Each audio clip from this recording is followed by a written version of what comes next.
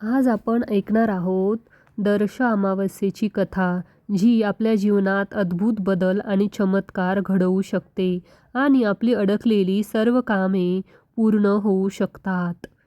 ही कथा ऐकल्याने आपल्या घरातील वाईट शक्ती, चिंता, भीती, गरिबी सर्व काही वाऱ्याप्रमाणे दूर होते आणि पितरांचा आशीर्वाद मोठ्या प्रमाणात प्राप्त होतो. ही कथा फक्त शांत मनाने, श्रद्धेने आणि प्रामाणिकतेने ऐकल्याने कितीही मोठे दोष, आजार किंवा शत्रूंचा कायमचा नाश होतो. त्यामुळे ही कथा सुरुवातीपासून शेवटपर्यंत नक्की ऐका. आजच्या दिवशी परमेश्वरी कृपा प्राप्त करण्यासाठी आत्ताच आजची कथा लाईक करून कमेंट बॉक्समध्ये ओम पितृदेवाय नमः, श्री स्वामी समर्थ टाईप करा. चला तर मग या सुंदर, अद्भुत आणि भक्तिस्पर्शी कथेला सुरुवात करूया. रात्र गडद होती. आकाशात चंद्राचा प्रकाश नव्हता आणि गावात शांतता पसरली होती. शेतकरी, घरकरी सगळे आपापल्या घरात बसले होते. माधव एक साधा शेतकरी अंगणात उभा होता. त्याचं मन अधूनमधून अस्वस्थ होतं. शेतात पीक खराब, बाजारात भाव नाही, कर्जाचं ओझं, घरातील गरजा आणि जीवनातल्या अडचणींना त्याला भारावलं होतं. मुलगा अभ्यासात लक्ष देत नाही, पत्नी राधा चिंता आणि थकवा यामध्ये हरवलेली, आई आजारी. हे सगळं पाहून माधवचं मन थकून गेलं होतं.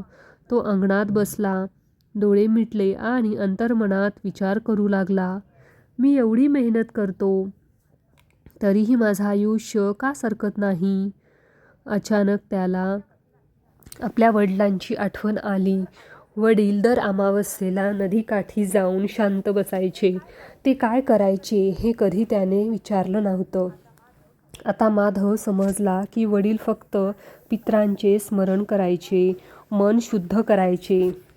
तो घरात गेला, जुना तांब्याचा लोटा काढला, पाणी भरलं, अंगणात परत आला. कुठल्याही मंत्रांशिवाय फक्त प्रामाणिक मनाने म्हणाला, पितृहो, मला माफ करा, मला मार्ग दाखवा. त्याने थोडे पाणी जमिनीवर ओतले.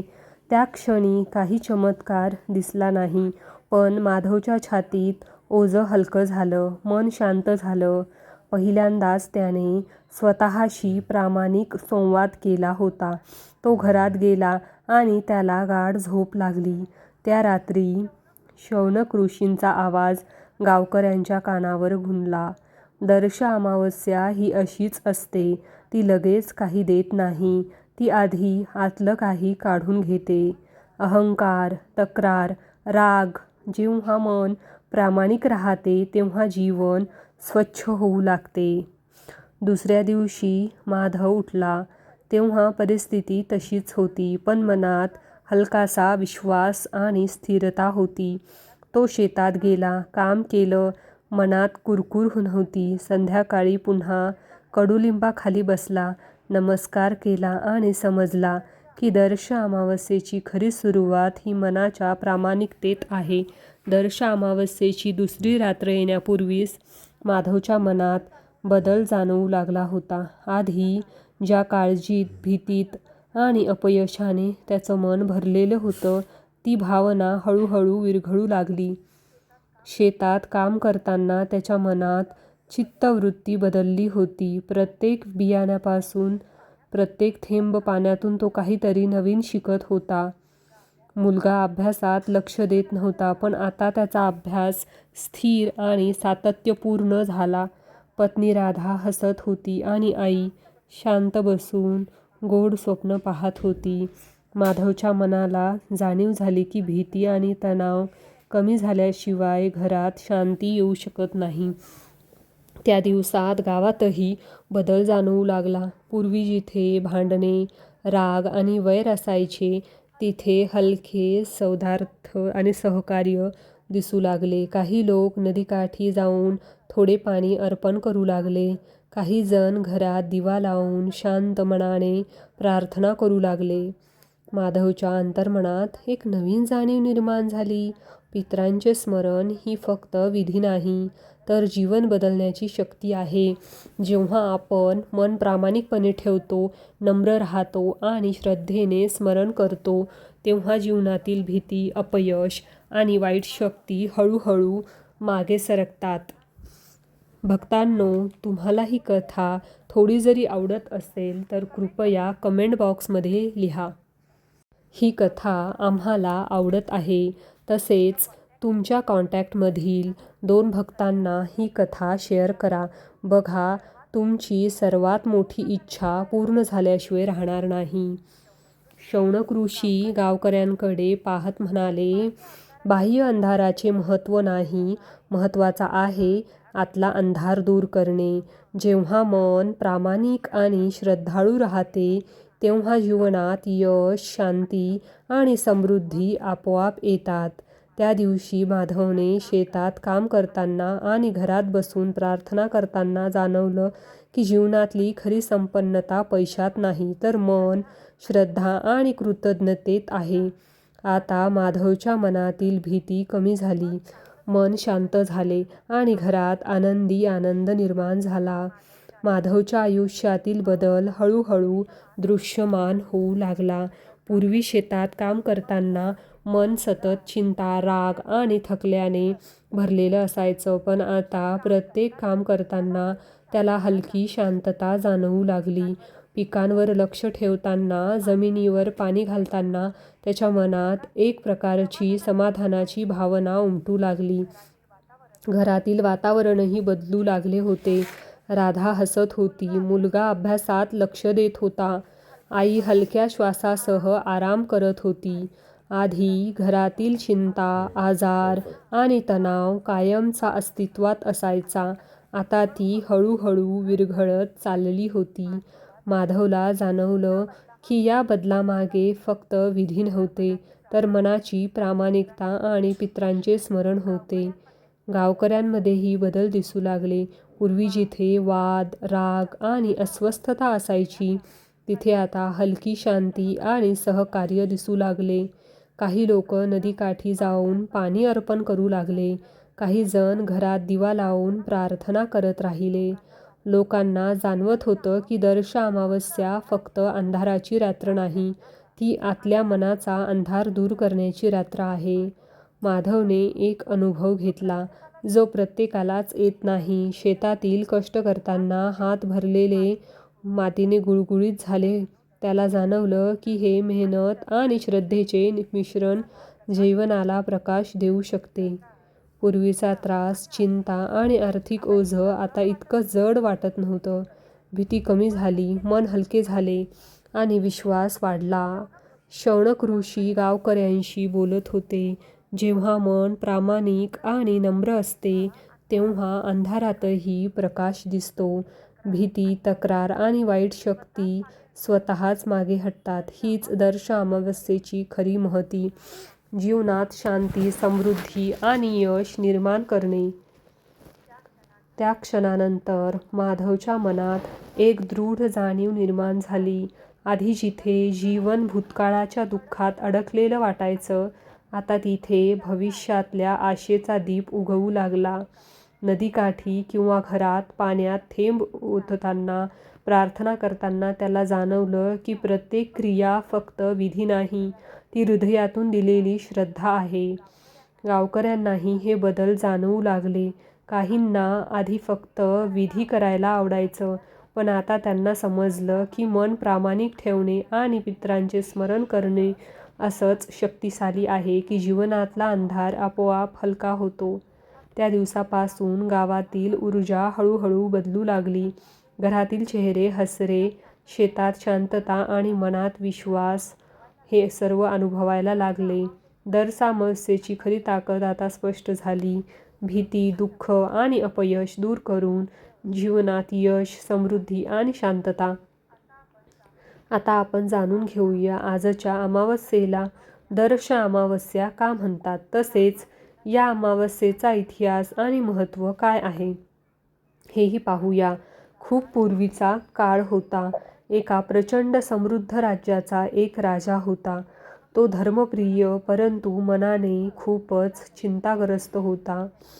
त्याचे राज्य धन वैभवाने भरलेले होते, पण त्याचे मन कायम दुःखी असायचे. त्याला वाटायचे की लोकांचे जीवन इतके क्लेशयुक्त का आहे? रोग, भयंकर संकटे आणि दुःख कधी संपतील? राजाने आपल्या प्राचीन ग्रंथांचा अभ्यास सुरू केला. रात्रीच्या गुप्त कोठडीत बसून तो वेद, पुराण आणि धार्मिक ग्रंथ वाचायचा.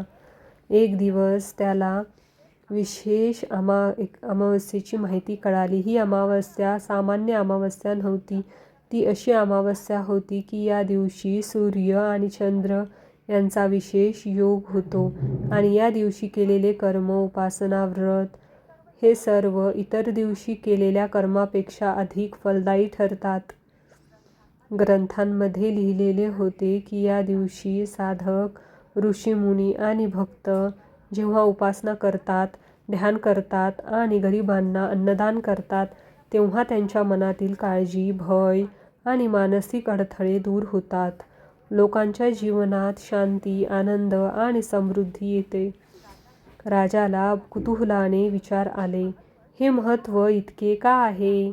या अमावस्येला दर्श अमावस्या असे का नाव दिले? त्याच्या राजभवनात एक ज्येष्ठ ब्राह्मण आला. तो गरीब लोकांना उपवास करा आणि अन्नदान करण्याचा सल्ला देणारा ज्ञानी होता. ब्राह्मण म्हणाला, महाराज, या दिवशी जे लोक श्रद्धेने उपासना करतात, दान करतात आणि मनाची शुद्धता टिकवतात, त्यांचे जीवन उजळते. या दिवशी आकाशातून पाप, अंधकार आणि दुःख दूर करण्याची विशेष ताकद येते. या अमावस्येला दर्श असे म्हणतात कारण या दिवशी आपण जगाला, आत्म्याला आणि मनाला प्रकाश दाखवतो, असे अंधारात दीप पेटवतो, तसेच जीवनातील अंधार दूर होतो. राजाने त्या दिवशी स्वतः उपासना केली, गरिबांना अन्नदान केले आणि संपूर्ण राज्यातील लोकांना या अमावस्येचे महत्त्व सांगितले. लोक म्हणतात की ज्याने ही अमावस्या शक्तीने पाळली, त्याचे जीवन सुखी होते, संकट दूर होते आणि मन शांत होते.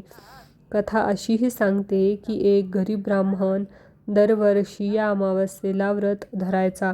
तो रात्रीच्या अंधारात दीप प्रज्वलित करायचा, ध्यान करायचा आणि शुद्ध मनाने गरिबांना अन्नदान करायचा. त्याच्या या साध्या कर्मामुळे त्याचे घर आनंदाने भरलेले असायचे आणि तो लोकांसाठी प्रेरणेचा स्रोत बनला. ग्रंथ सांगतात, ही अमावस्या आपल्याला दर्श किंवा ज्ञान किंवा प्रकाश देते. अंधारात दीप पेटवला की प्रकाश पसरतो. तसेच या दिवशी केलेले पुण्य आणि साधना आपल्या जीवनात सकारात्मक ऊर्जा, मानसिक शांती आणि समृद्धी आणते. आजही प्रत्येक वर्षी लोक या अमावस्येला व्रत धरतात, उपासना करतात, गरिबांना मदत करतात, ध्यान करतात. ही फक्त अमावस्या नाही, ही जीवनातील अंधार दूर करणारी, मानसिक भय हटवणारी आणि समृद्धी आणणारी अमावस्या मानली जाते. दर्श अमावस्या ही मन, आत्मा आणि जीवन स्वच्छ करण्याची रात्र आहे. जेव्हा मन प्रामाणिक राहते, तेव्हा जीवनातील वाईट शक्ती, अपयश आणि दुःख स्वतःच मागे सरकतात. हीच खरी महती. घरात सुख, शांती, यश आणि समृद्धी आणणे. या दिवशी काही प्रमुख उपाय आणि प्रार्थना आपण नक्कीच केल्या पाहिजे. पितृस्मरण आणि श्रद्धापूर्वक प्रार्थना. घरात शांत जागा तयार करून लेकरांसाठी दीप लावा, पितरांसाठी दीप लावा, थोडे फळ, प्राणी अर्पण करा आणि मनापासून स्मरण करा. घर स्वच्छ ठेवा, मोकळ्या जागी दीप लावा, अंधारातही प्रकाश पसरतो. गरजू लोकांना अन्न, कपडे किंवा वस्तू दान करा. हृदयापासून केलेले दान पितृदोष आणि वाईट शक्ती दूर करते. कमीत कमी 15 ते 20 मिनिटे ध्यान करा. मन शांत ठेवा. भीती, चिंता, राग सर्व काही विसरून जा. हळूहळू घरात सकारात्मक ऊर्जा यायला सुरू होईल. धन, अन्न आणि वस्तूंचा आदर म्हणजेच घरातील वस्तू व्यवस्थित ठेवा. अन्नाचा अपमान करू नका, तसेच पाण्याचा आदर करा. त्यामुळे घरात समृद्धी आणि सौख्य टिकते. भक्तांनो, माधव आणि राजा हे उपाय करत होते आणि गावकऱ्यांनाही या प्रक्रियेत सामील केलं. लोक अनुभवू लागले की घरातील वाईट शक्ती, दुःख, गरिबी, चिंता हळूहळू दूर होत आहे आणि मनातील शांती, विश्वास आणि यश आणि समृद्धी स्पष्टपणे जाणवत होती. शेवटी नदीकाठी किंवा घरात बसून प्रार्थना करताना माधवच्या मनाला जाणवले, दर्श अमावस्या ही फक्त एक दिवस किंवा एक रात्रीची गोष्ट नाही, ती जीवनात मार्गदर्शक रात्र आहे.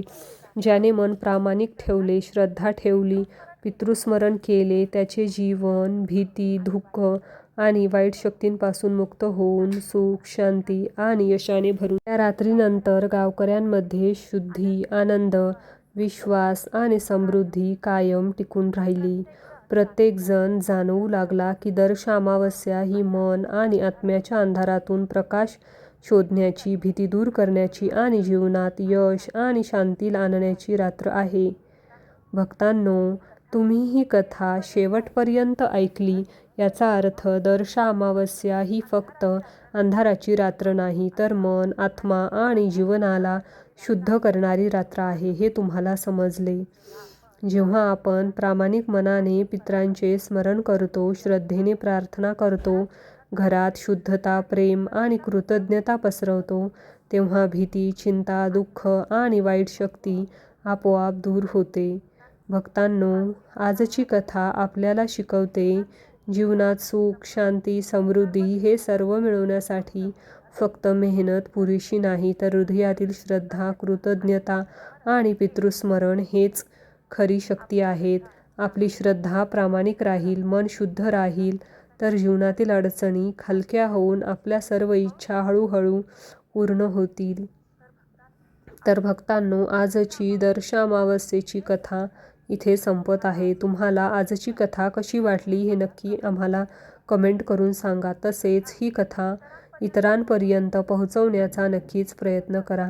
बघा, तुमची सर्वात मोठी मनोकामना भगवान विष्णू पूर्ण करतील. तसेच तुमच्या घरात सुख समृद्धी नांदेल.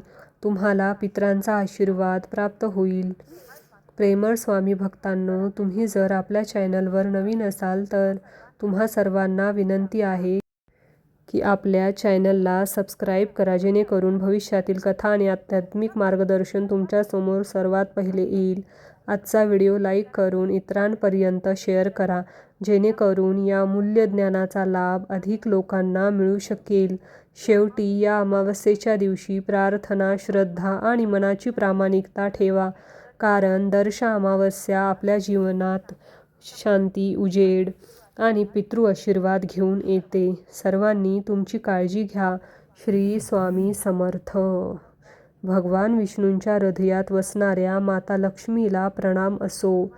भगवान भोलेनाथांच्या हृदयात वसणाऱ्या माता पार्वतीला प्रणाम असो. श्री गुरुदेव दत्त. राधे राधे.